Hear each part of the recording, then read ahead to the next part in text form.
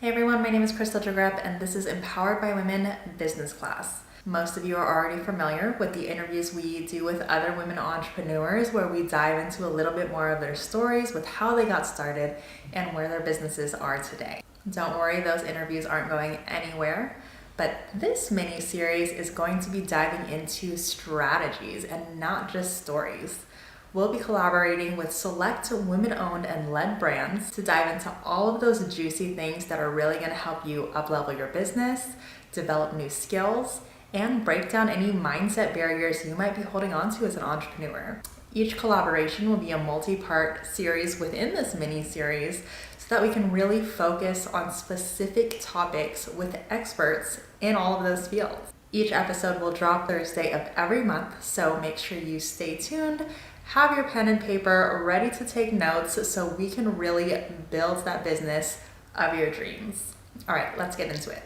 Welcome back to Empowered by Women Business Class. This is the fourth and final episode in our four-part mini-series in collaboration with The Forward Female, which is a coaching and creative agency based in Los Angeles, California. Today, we are joined by Maddy Marozik, who is the head of branding and web design for the women-owned and led brands.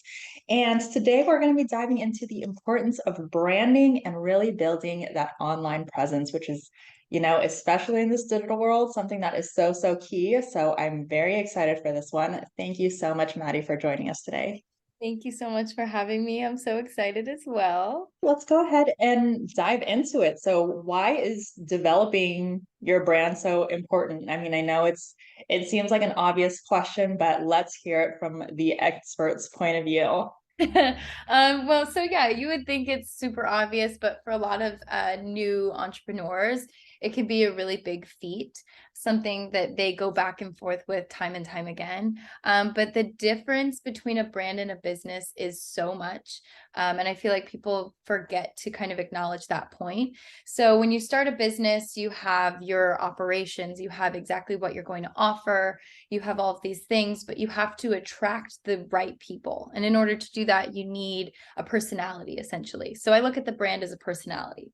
So it is what attracts that ideal target audience that will convert into a client, a subscriber, a buyer. So it's the difference between Starbucks and the coffee shop around the corner. It's, that there's the coffee shop around the corner, but no matter what, I have a long drive today. I'm going on a road trip. I know there will be a Starbucks somewhere. It's that loyalty to that brand. It's, I need my Starbucks today. Or it's that connection to your Starbucks order. It's that consistency.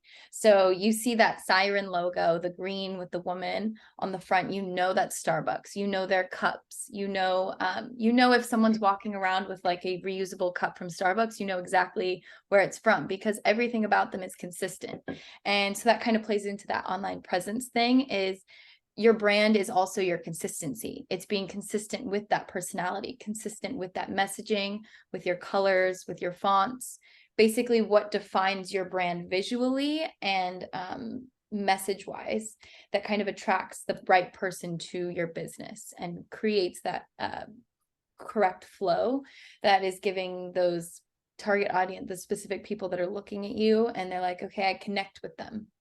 It's creating a connection with the person. So although we do love small businesses and we want to support that coffee shop on the corner, we do have some kind of a loyalty to the Starbucks order that we've been getting for years. And it's consistent and the colors are consistent. We know exactly where it is on the map. And if we don't want to go to that one, we know where one is by our office or by the school on the way to drop off your kids, that kind of thing. So it's that consistency that keeps showing up time and time again. Yeah, that familiarity that you get really comfortable with, right? And as humans, we're used to sticking within our comfort zones. Yeah. But I love that you are, connecting it with personality and the way that you talk about Starbucks, there's always Starbucks there. You always have that one friend that's kind of just always there. Yeah, Right? right. That one friend that like loves to wear leopard print, that's me. So I love that you've connected it with personality because that makes so much sense. So how can someone start building a really strong brand if they're just starting out? So there's a lot of factors to consider when you are creating a brand. So obviously you want to start with the business and kind of figure out what you want to offer.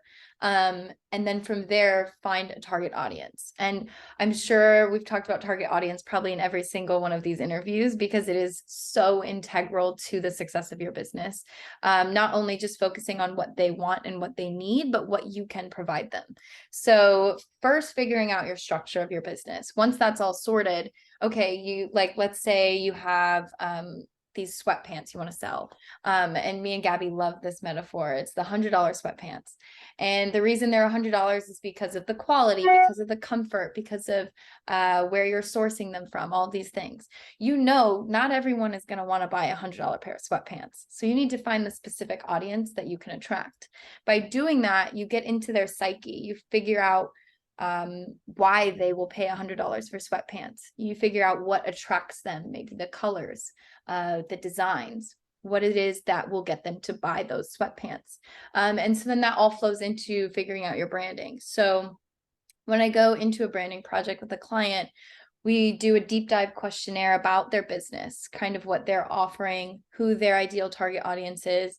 And then sometimes we have to take it back a notch and say, hey, we don't think that this target audience is exactly aligned with what you're offering. We need to kind of readjust. And then once the target audience is figured out, let's say we're talking with a health coach. Health coach wants to attract an audience that is looking for peace and mindfulness, and they want to adjust their eating habits. These are all things you want to consider when going into your branded colors and your fonts and your logos. So I love talking about color psychology. It's a huge thing that I love to integrate into my branding projects. So there are tons of different graphs online that you can find. But my favorite one basically breaks down every color and their hues, and then what those colors are related to with emotions, what emotions those colors evoke from an individual. So like the color red and the color blue evoke total different emotions from someone. So red is very bold and strong and fiery, and whereas blue is calming and peaceful.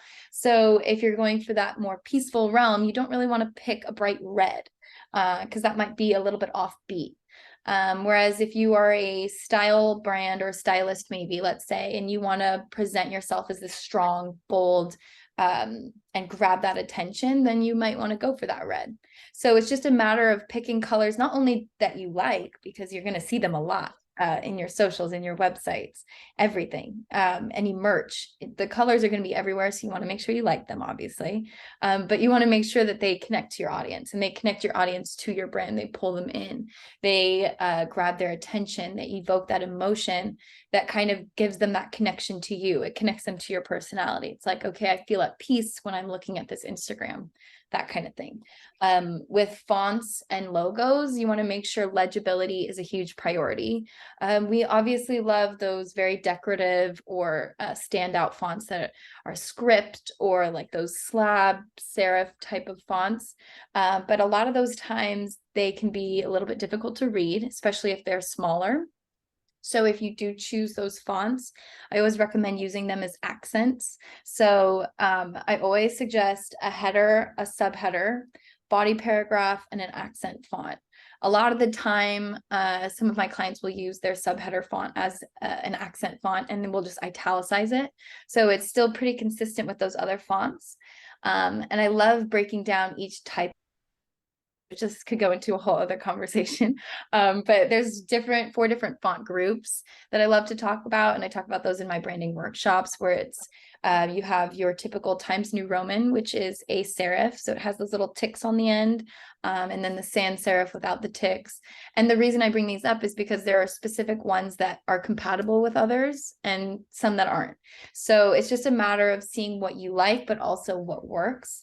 And then always, always, always asking the people around you and the people that you would be trying to target. So let's say you're selling those sweatpants and you know your friends are in that target audience.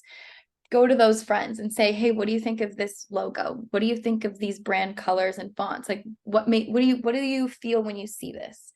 So it's just a matter of finding that audience, picking the right things that will attract them, and then pulling yourself back and reminding yourself, hey, I'm not the only one that's going to see this branding. I need to go outside and see what people think. And then it's just a matter of figuring out what works from there. And then once you do find what works, you stay consistent as possible, as much as possible on your socials, website, newsletter, anything, any branding that you send out to other people that are promoting you, partners, if you're being featured in an article, something that just relates. So that way they see that consistency and they know, oh, I know that brand and I like that brand. I want to read about that. Or I know that brand, I like that brand, I want to follow this Instagram, that kind of thing. It's the same thing with Starbucks. We know that logo and we see it anywhere. We see those cups and we know, okay, that's Starbucks. It's a recognition sort of thing. So creating that consistency is what creates the recognition, and that repetition of them seeing you is like that reminder of, oh, I do need that service. Oh, I do need those sweatpants. It's the constant being in front of them that gets them to convert. Definitely being able to have that consistency, like you said, and being able to build that recognition, I think is so important. Like your website should not look completely different than your Instagram.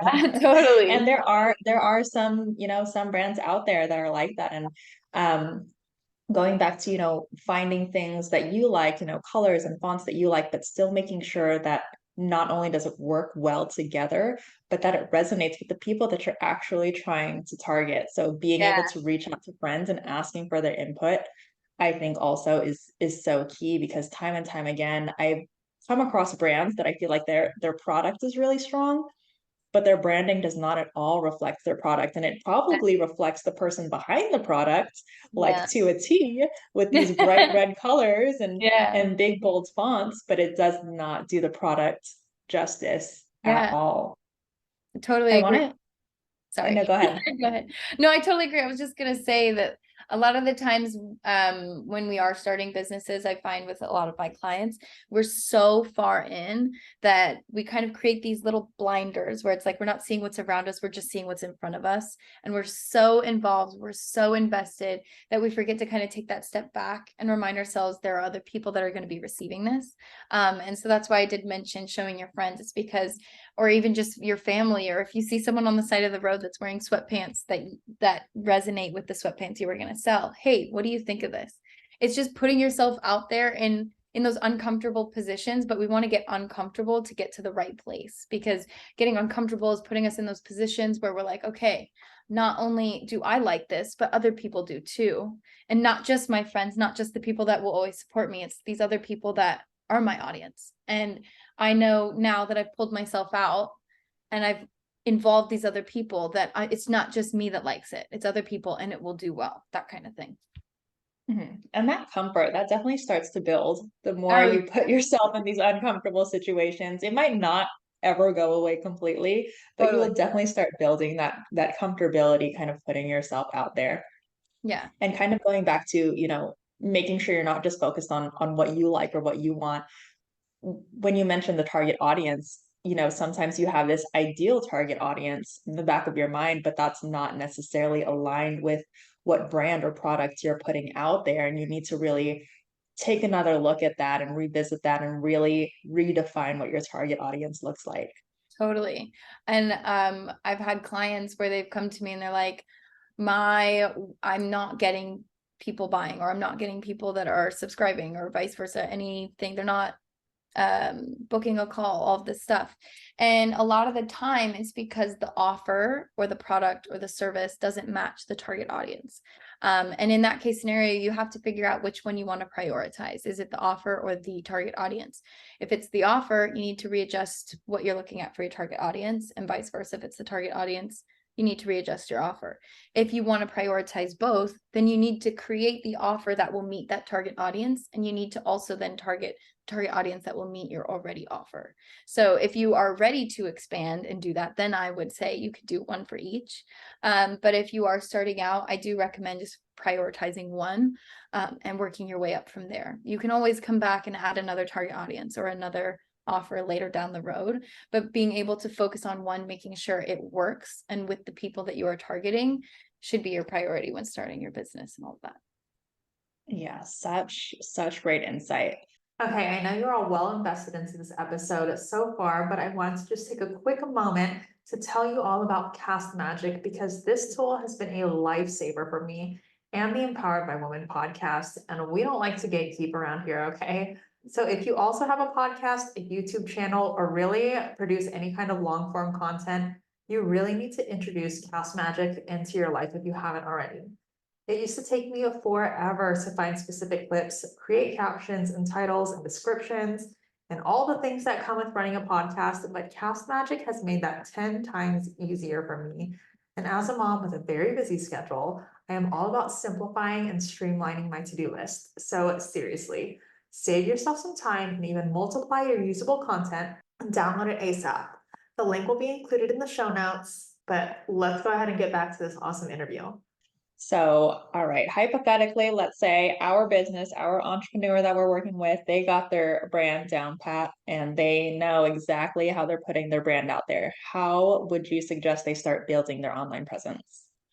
I would start with socials and website. I think those two are very important, not only because they are reaching a wider audience, but because they are places where you can be as consistent as possible. So with your socials, that could be anything from Instagram, Facebook, TikTok, any marketing channel. And then with your website, it's picking a platform that if you or a web designer creates for you, that branding is very aligned. And so that way your website can funnel them to your socials can funnel them to your website. It's constantly creating that back and forth of not only consistency, but providing them with the information, the credibility, all of that. And that consistency also helps establish the credibility.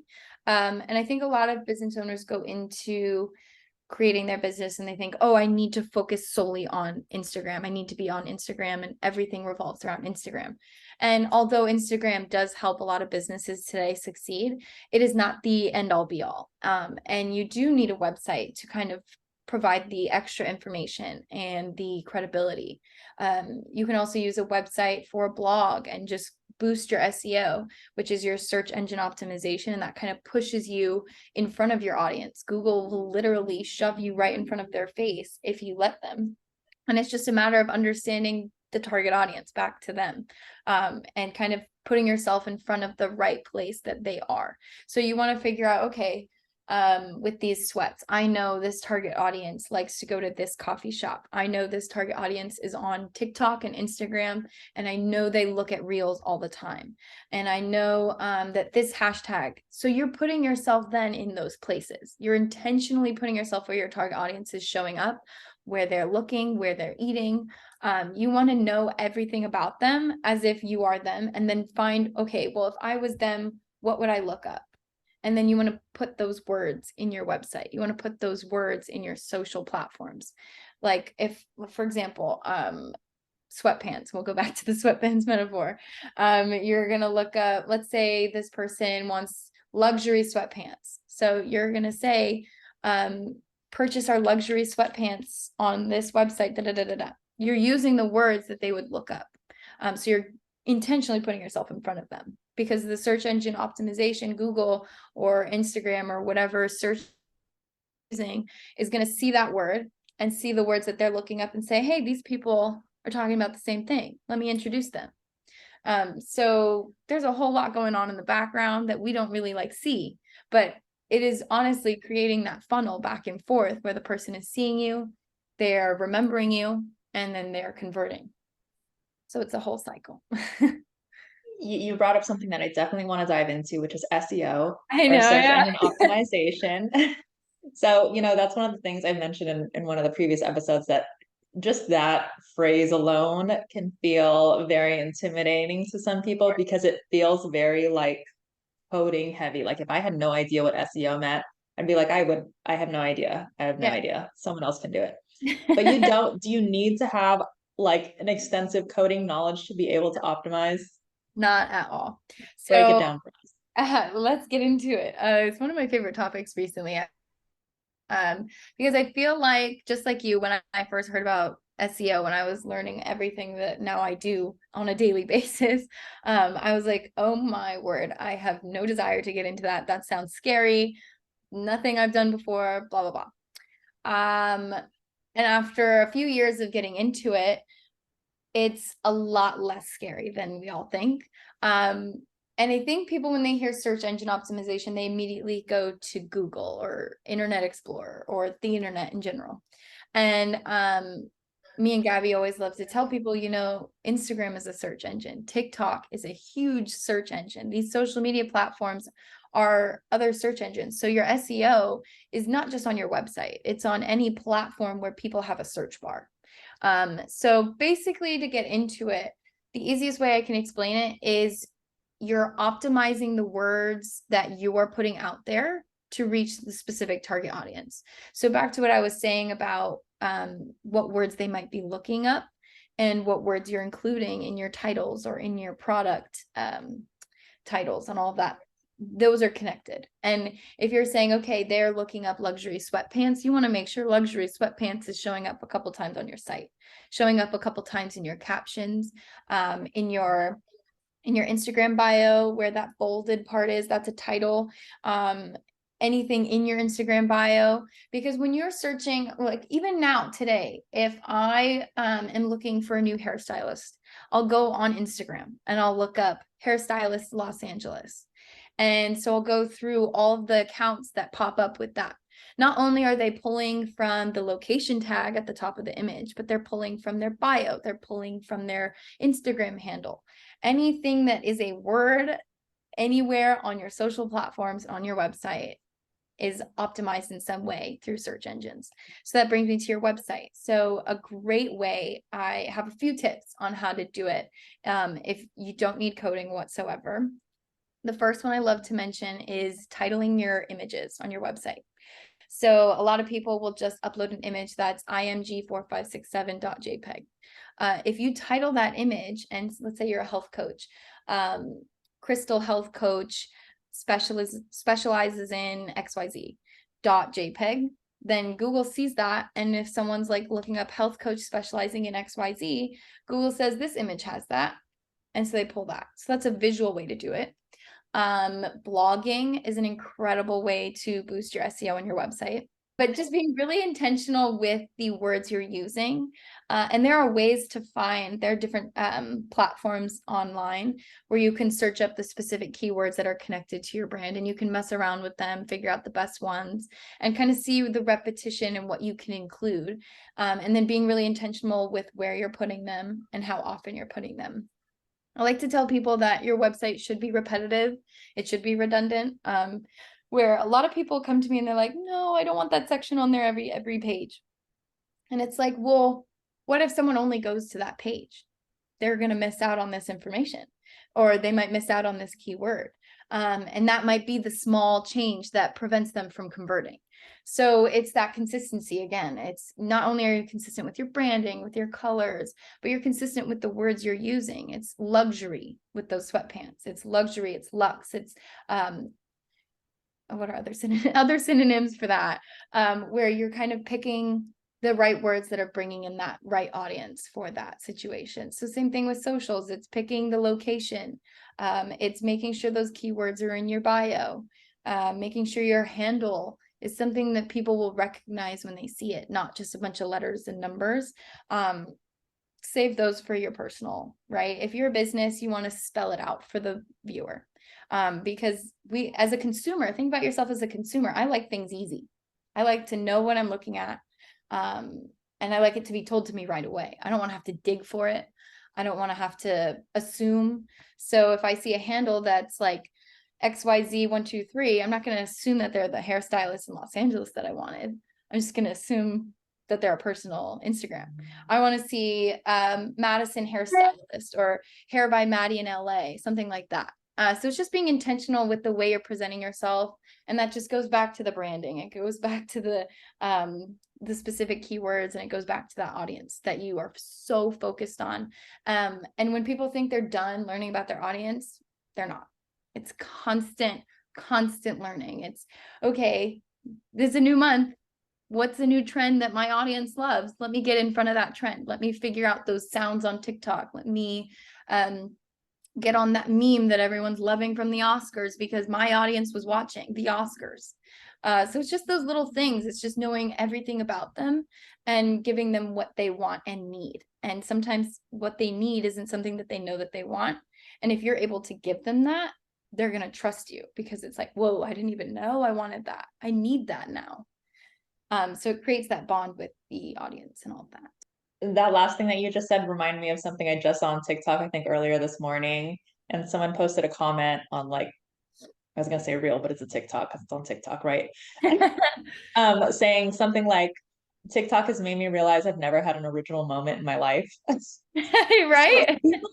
people are thinking the same thing you're thinking, for sure. So, being able to put it out there is a great way to start building that connection. And I just love how simple you've made SEO seem. And it really can be as simple as just being mindful of how you're writing your captions. Like, don't just write new candles out today or Yeah. whatever. Like soy candles or whatever. I don't know all the Exactly. candle No, phrases. that's You're perfect. yeah, being very intentional about it, and also writing the caption as if it's always going to new people and not people that already know who you are, right? And adding in all those juicy details, because like what you said, like, I want people to give me the information right away. I don't want to have to dig for it. Exact same way. Like, if I have to go a few posts down and have to keep digging to figure out like where you are or what you're doing, the information is probably too hidden. 100%. And you're like, boom, I'll find someone else, because there's always going Right. to be someone else who has the information right at the top. It's in their highlights, or it's in the first post that's pinned at the top. It's just making it easier for the person that's looking at it, because as a consumer, as any consumer, we want ease. We want simplicity. We want it right in front of us, handed to us on a silver platter. And when it Yeah. is, it's an easy conversion. Yeah. So it's a matter of You doing got to that. cater to the lazy people. Yeah, exactly. You got to assume that not everyone is a go-getter. You have to assume that everyone is just ready for you to hand it to them. And you do, and you hand it to them. And then most of that time, you'll see that conversion time and time again, because they're like, okay, I've seen this post 5 times now. Not this post, but like you'll see, I've seen this logo 5 times. I'm really interested now.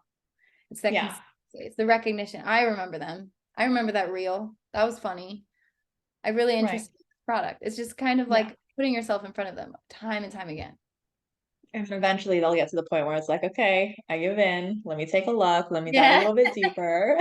You obviously don't want to do too much. You don't want to Yeah. overwhelm them and get annoyed. Right. Like, we always like to reference email newsletters. I am notorious for signing up for a newsletter for that 15% off right off the bat. And then a couple months later, I'll get a million emails for them. I'm like, oh my gosh, get out of my inbox, unsubscribe. You don't want to be that business or company or brand that is constantly shoving stuff in front of their face. If they're a subscriber, you got to give them a little cushion. Like, they've already kind of committed to you in a way. Give them obviously value, but don't inundate their inbox with your name, your name, your name, because they're going to be like, okay, I don't need this many notifications in a day or a week or a month. But if you provide them with that value, and it's like, it's at the right time, spaced out enough, then it's like, okay, I'll get an email and I'll see, oh, this new launched collection, and there's specific pieces top picked for me, and they are top picked for me. Those are what I would buy. It's like, okay, that honestly created value for me, put exactly what I wanted right in front of me. And there I go, click add to cart and buy. Or same with the service. There's like in any industry, it's just intentionally putting the right things in front of people. And the right things are what you figure out by figuring out the target audience. It always comes back to them. Yeah.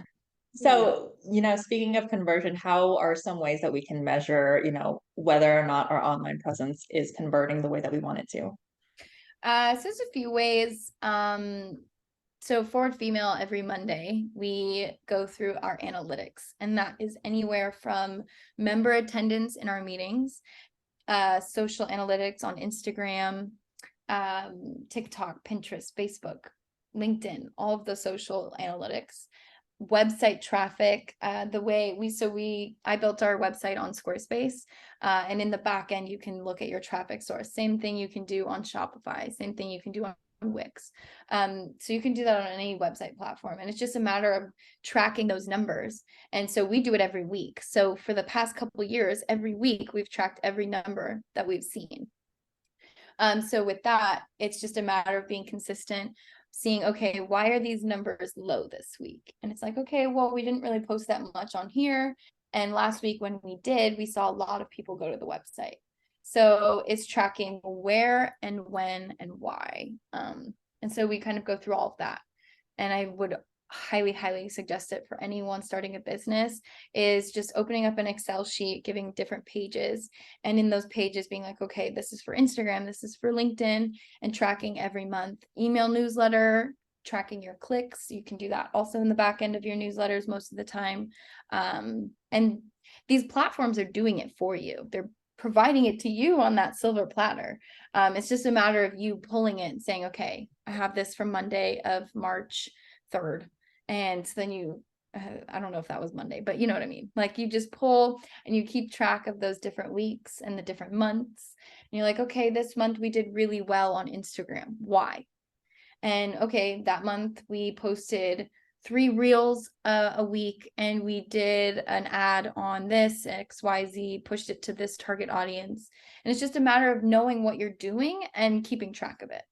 Yeah, definitely. This goes back to what me and Priscilla were talking about, and knowing all of those analytics and checking. I think you guys do weekly and monthly. I think she probably does daily. Probably. That's funny. Some kind of, every now and then at minimum, checking where has all of your strongest performance, been, and really allowing that to help you refocus the way you're bringing your content and the way you're putting yourself out there online to continue building your online presence. So we are nearing the end of the session, but do you have any other tips for building your online presence that we have not yet covered? I think I just want to reiterate that it's okay to come to a point where you're like, oh, this isn't working, or I don't like this. And it's okay to shift. A lot of people are like, okay, well, I picked this and I have to stick to it. And it's like, well, yeah, you need to be consistent, and you need to be recognizable, but you also need to pick something that's working. And if what you picked before isn't working, then it's a matter of, okay, well, what can we do to keep us recognizable, but fix it so that it is working? And it's just a matter of being consistent. So it's okay to switch up things if you need to. Obviously, if you can stay as consistent for as long as possible, do that. But don't be afraid to shift when you need to, is my biggest thing. With that said, if there were anyone that was listening, they're like, oh my God, I totally need to rebrand. Is there a right or wrong way to rebrand? Do you have any tips for that? I would say there's no wrong way. Well, I don't like saying right or wrong, because everyone is different and every business is different, and every business's target audience and their needs are different. So it's just a matter of peeling yourself back. Again, it's like we're so far in that all we're seeing is what we're seeing. And so, like, for instance, if I'm dealing with something with a client and I run into an issue and I know I have the answer, but I just can't figure it out because I'm so far involved, I then go to my team and I'm like, what am I missing? And they're like, oh, and they answer me in 5 minutes. It's because they're removed from the situation. They're not thinking about all these X, Y, and Z's. They're just thinking about what I asked them. And so it's just taking yourself out a little bit, asking the people around you. So if you're struggling with your branding, you're like, I don't like it anymore, or I don't think it's working, talk to the people around you and ask them, what do you think is working and what isn't? Take note of that. And what is working, use that to your best ability and bring that into your rebrand. So if you know your logo is so strong, but your colors and your fonts aren't, then say, okay, I'll keep the logo, but let me infuse these colors and slowly introduce this new branding to my audience, and say, hey, you need to definitely acknowledge it and say, hey, look, we've rebranded. This is us, but still have those hints of the past so that those people that were there when you started can still recognize you, still connect to you now. Just peeling back, asking the people around you, and then referring to your target audience time and time again. We love the target audience, and they are also always evolving. So evolve with them if you have to, kind of thing. Or maybe your target audience needs to evolve with your brand. So that is also going back to that offer and the audience. If they're not matching, which one needs to give? And so it's just a matter of readjusting. And that's not a bad thing. It's not a bad thing. Yeah, you definitely have to analyze both ends, but I do think that the key thing there is making sure you're bringing in your audience with you that next go around, because the first go around, that's probably where the issue lied, right? You kind of were just doing everything focused on yourself and what you wanted, what your ideal whatever was. But now that you have an audience, or you're starting to build that audience, you really need to loop them into the process and see what they want as well. Yeah, 100 million%. 100 million%. I've worked with a few entrepreneurs that came to me with that exact issue. It was, I did this branding, I really liked it, but it's not working. Something's not working. Not only they're like, I can't design these social graphics. I have no idea how to use these colors. I have no idea how to use these fonts. And in that case, I'm like, okay, well, do we like these colors and fonts? Does your audience like these colors and fonts? And if it's a yes, then we figure out, okay, how can we use them? If it's a no, then we readdress. But a lot of the times I feel like people worry that they can't use them. They're like, oh, I can't put this Instagram post together. And it's when you are creating that branding, one thing I want to know, because I know we're wrapping up, is create some Instagram posts and see if you like those colors and fonts together. Create a mock-up website section and say, okay, I don't really like these colors together. They don't work. I like them separately, but they don't work. So then it's like, okay, which one do you really want? And it's like, well, I really want this blue. So then this red gotta go. And then you find something else that you see is compatible with that blue. And it's like, okay, this looks really good in a website mock-up. This looks really good on socials. All right, this is more aligned with what I want. And then it's just readjusting from there. Yeah, just keep tweaking, testing it out until it feels right. And it goes back to, that intuition. And don't rush yourself. Don't feel like you have to do your branding in a week. Most of my branding clients, we take about a month to 2 months. 2 months is like the longest, but give yourself the proper time to really go through every step, deep dive into what you want, deep dive into your target audience, and then evolve until you're like, all right, I'm ready to go. This is perfect. You have to be obsessed with it 1,000,000%. That is, I mean, aside from your face, that is the face of your brand. That's what's going to be out there. So 100%, don't rush it. You really need to be very intentional about how you're creating it. Maddie, you've been incredible. You're clearly full of so much insight. So if anyone watching or listening out there does need some branding assistance, reach out to Maddie from The Forward Female. You can work directly with her. You can have the whole team. They're incredible. Thank you so much, Maddie, for joining me today and for sharing all of this amazing insight that you have to share. Loved it. It was so fun. Thank you for having me. And for all of our audience that's watching, whether you're watching on YouTube or listening on your favorite podcast platform, again, thank you so much for tuning in. If you haven't caught the first 3 episodes, make sure you go back and catch all of those so you get all the juicy details for all aspects of your business. As a reminder, The Forward Female is an EBW official brand partner, so we do have an exclusive discount with them if you join our Empowered by Women directory. But I will link everything down below so you know exactly where to find them. Thank you again so much for tuning in, and thank you again, Maddie, once more. Thank you.